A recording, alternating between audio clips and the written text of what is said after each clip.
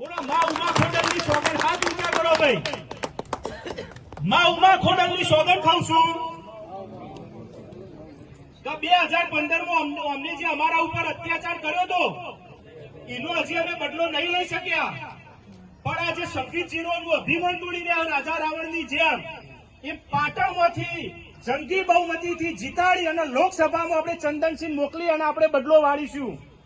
અને બીજું કે એક પાટીદાર 100 લોકોને સમજાવશે અને 200 વોટનું પરિવર્તન કરશે એવું આજ માતાજી સદારામ બાપુ ખોડિયારમાં રોમા પીર જગત જનની માં ઉમિયા અંબાજી મારી સાક્ષીએ સોગંદ ખાઈએ ને ભાઈ અને કરશો ને. બોલો માં. સમગ્ર ગુજરાતમાં લોકસભાની ચૂંટણીને લઈને જંગ જામ્યો છે. તો પાટણની વાત કરીએ તો પાટણમાં લોકસભા ચૂંટણીનો માહોલ ધીમે ધીમે જામી રહ્યો છે. ત્યારે પાટીદારોની યોજાયેલી સભાનો વિડીયો વાયરલ થયો છે. સભામાં પાટીદાર સમાજના આગેવાન સતીશ પટેલે અનામત આંદોલનનો મુદ્દાને યાદ કરીને પાટીદારો પર ગુજારવામાં આવેલા અત્યાચાર અને ખોટા કેસોને યાદ કર્યા હતા. એટલું જ નહીં, સભામાં જાહેર મંચ પરથી અનામત આંદોલનમાં પાટીદારો પર થયેલા અત્યાચારનો બદલો લેવા માટે આહવાન પણ કરવામાં આવ્યું હતું.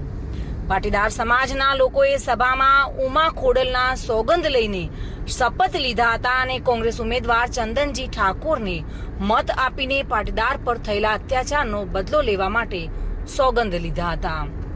ત્યારે એક પાટીદાર 100 મત અપાવશે તેવી સોગંદ જાહેર સભામાં પાટીદારોએ લીધી હતી. પાટણ લોકસભા બેઠક પર પાટીદાર સમાજના મતદારોનું બીજા ક્રમાંકે પ્રભુત્વ છે.